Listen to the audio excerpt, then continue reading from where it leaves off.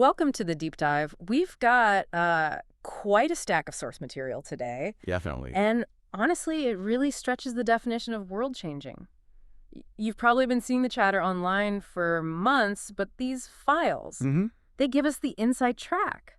How the world is, well, actively reorganizing now that it's scientifically confirmed. That our reality is a simulation. Yeah.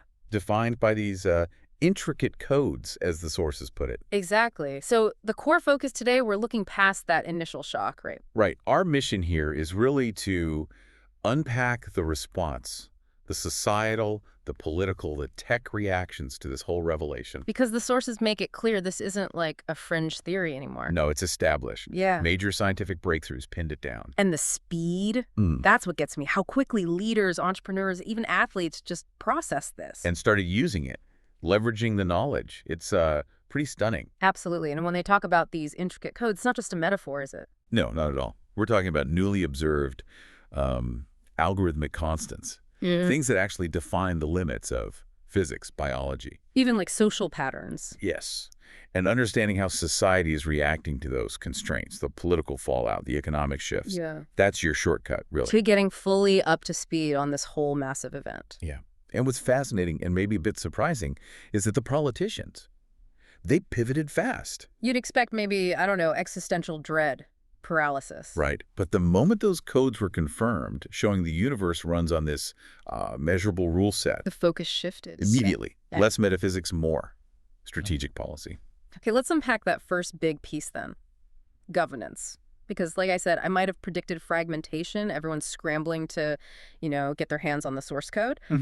But the sources show the opposite, a huge, almost immediate push to restructure alliances. Why? Why cooperate so suddenly? Well, the sources are pretty clear on this. It's driven by a very potent mix Okay. of fear and hope. Fear and hope. Yeah. The fear is obvious, right? The uncertainty. If reality is coded, well, who or what wrote the code? Can it be changed or Yes. switched off? Exactly. That kind of existential threat basically demands a united front just for, system stability. So it's not purely idealism driving the cooperation. It's more like collective risk management. Precisely. The political landscape is being redrawn because everyone recognizes they need a united approach. To navigate this completely new coded reality. Right. Leaders are seriously discussing what this awareness means for, sovereignty itself, for governance. If there's an underlying rule set, Their job changes. completely, it becomes managing human systems within that larger system. So did the sources point to any specific policy changes? Beyond just talking unity, how are they actually, operationalizing this understanding? Well, the most immediate concrete thing is this serious talk about weaving advanced tech directly into governance. And not just like digitizing forms. No, much deeper, using AI, but AI informed by this code layer Yeah. to improve transparency, improve engagement with citizens. The thinking is, if the system itself is coded, then government processes need to be just as transparent. And data-driven. Yeah. To rebuild trust, ensure resources are allocated efficiently, all within the simulation's known rules. That makes a certain kind of logic. Okay, so if politics is about structure, the business world is usually about leverage. Were the sources suggesting entrepreneurs were even faster off the mark, seizing this coded opportunity? Oh, undoubtedly. While politicians were, debating unity frameworks. These giants were building stuff. Exactly. Entrepreneurs were already, as the sources say, racing to create solutions, ways to navigate these new dimensions. For business, this wasn't really a catastrophe. It was a market opportunity. The ultimate market inefficiency, just waiting to be, corrected.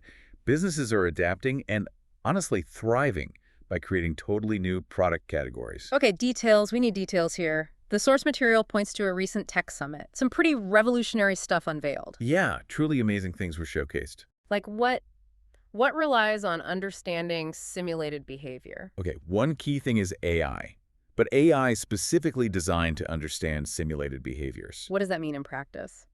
It means this AI doesn't just predict human actions based on, past data. It focuses on modeling how human systems behave under stress, recognizing common glitches, you could say, or systemic loops in how society behaves. So they're spotting the underlying code constraints. Essentially, yes.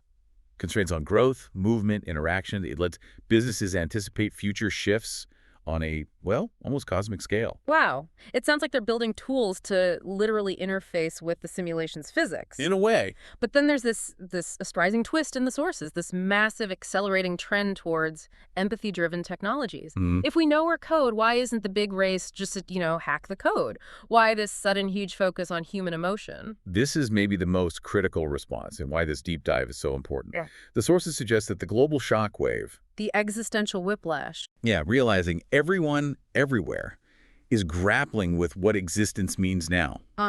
It basically made cold, transactional tech feel obsolete overnight. So empathy isn't just like a nice feature. No, it's a core design principle now. This infusion of empathy into tech, it's a genuine game changer because it stabilizes the user base. How does empathy stabilize users? Think about it.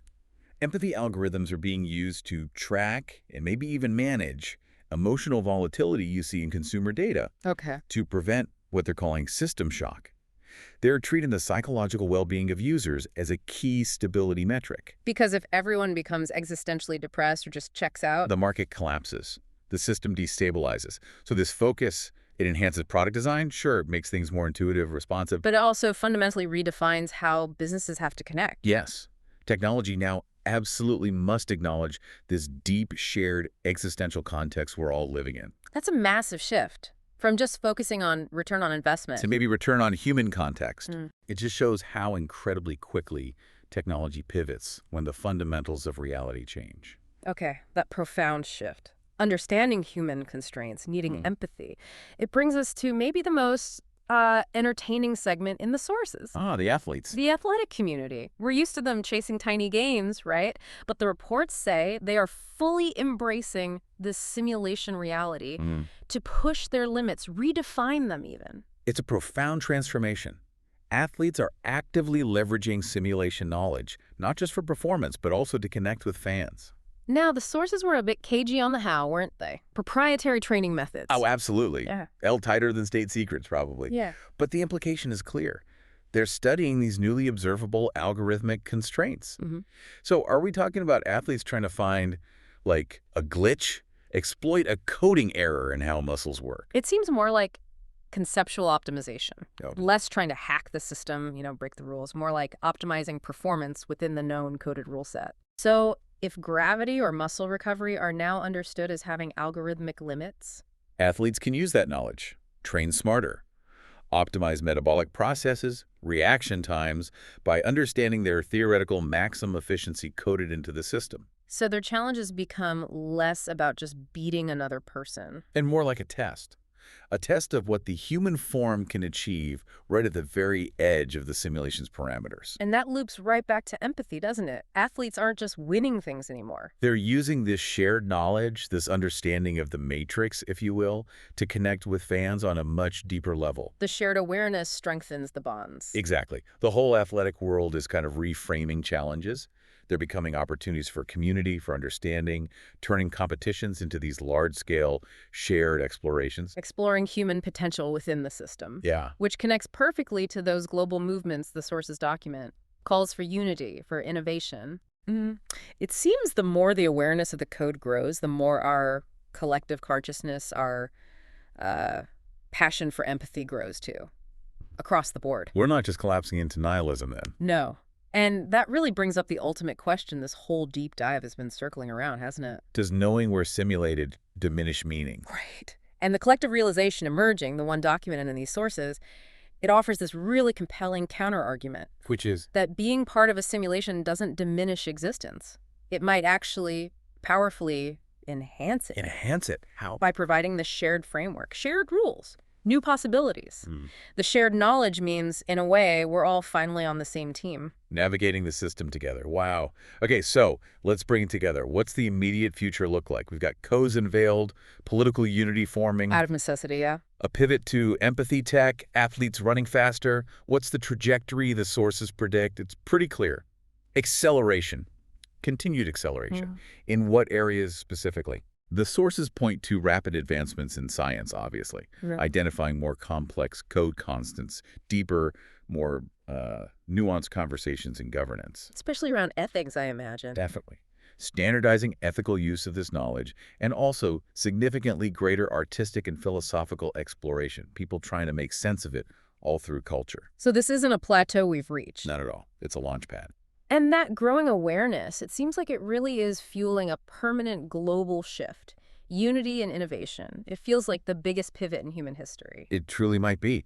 And just to leave you with one final thought, something provocative drawn right from the source material. Okay. They mentioned a major topic for future discussion, one likely to dominate the next decade. Which is? Navigating love in a simulated world. Wow. Okay.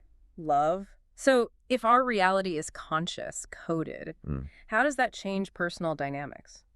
Relationships like love, which are already incredibly complex. Yeah. Does viewing them through this lens of a systemic reality, does it change their value? Do simulated connections mean less? Or maybe even more? More precious because we consciously choose them, even within known constraints. Yeah, exactly. That's definitely something to ponder as you continue to explore the mysteries of your own reality. Indeed. Well, thanks for joining us for this deep dive. We'll definitely be back when the next batch of facts drops. Keep questioning.